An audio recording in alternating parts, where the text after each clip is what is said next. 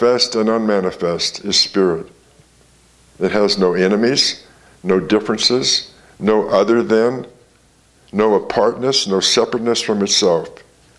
It is undivided, complete, and perfect within itself, having no opposites and no opposition. And that's the way we are, beloveds. It knows only its own ability, and since it is all, it cannot be hindered in any way, shape, or manner. It is impossible for a finite mind such as ours to comprehend such a complete life and power. In moments of real inspiration, we realize, to a degree at least, that God is all. There are times where we really can take that in. God is all, that which has within itself all that really is, the life in everything and the love in everything. The one presence and the one infinite person whom we call God or Spirit, within this one, all live together. The fundamental premise upon which the philosophy of the Bible is developed is that Spirit is. That's just it. Spirit is. And Spirit is one. Creation is the result of Spirit's mode of action, which means, as I said, the law that helps us into manifestation. Perhaps the one point on which we can all agree is that whatever the nature of first cause or Spirit is, it is creative. Creation is happening all the time, has been, will continue to. If this were not true, nothing could come into existence, and yet here we are. It's impossible to think of creative life expressing itself other than in livingness, living itself. Jesus undoubtedly meant this when he said and explained, "They that might have life," he had come so that they might have life and that they might have it more abundantly. That's what he wants for us and what God wants for us in spirit. Another point on which we can all agree is that nature of first cause is that it is harmonious. It cannot be in disharmony. It cannot have discord anywhere in its nature. If it did, it would destroy itself. It has always been taught that the soul of the universe is the receptive medium into which, and I talked about that last week, the medium in which soul expresses itself, where it breathes forth forms of its own being. It is subjective to the spirit, and that which is subjective is impersonal, neutral, passive, and receptive. It just is. Whenever we find subjective law, we shall find something that is compelled to receive it, that which is given it, and compelled to act upon it. So we, as the beings of God, are always receiving from source, and it's our job to take it in and to act upon it. And consequently, the soul of the universe has been called a blind force, not knowing, but just doing. It has been called the servant of the eternal Spirit throughout the ages. It is the medium of the thought and the power and the action of Spirit. As I said in the title, Spirit the Changeless, creation does not mean making something out of nothing, which sometimes our finite mind might think about it, but it is the passing of spirit into form, and it is eternally going on. So think about God as spirit continually going into creation, into form, and on and on. Spirit cannot change. For being all, there is nothing for it to change into. It is self-evident that it is what it is. It is necessary for us to understand that the only active principle is spirit. It is self-conscious. Now remember, I'm talking about us too, spirit that lives within us.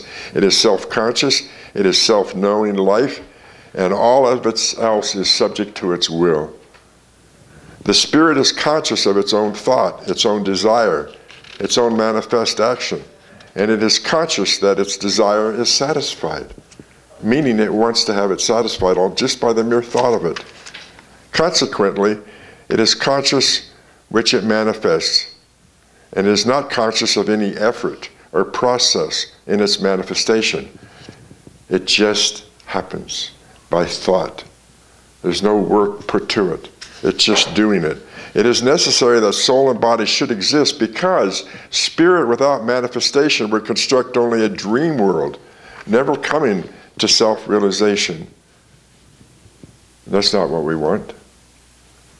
In order to express, there must be a medium through which spirit manifests itself, and there must be manifestation. Therefore, soul and body, how spirit expresses itself in us.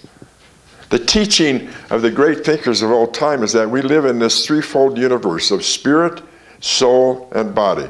We can look at it here again. Of intelligence, substance, and form.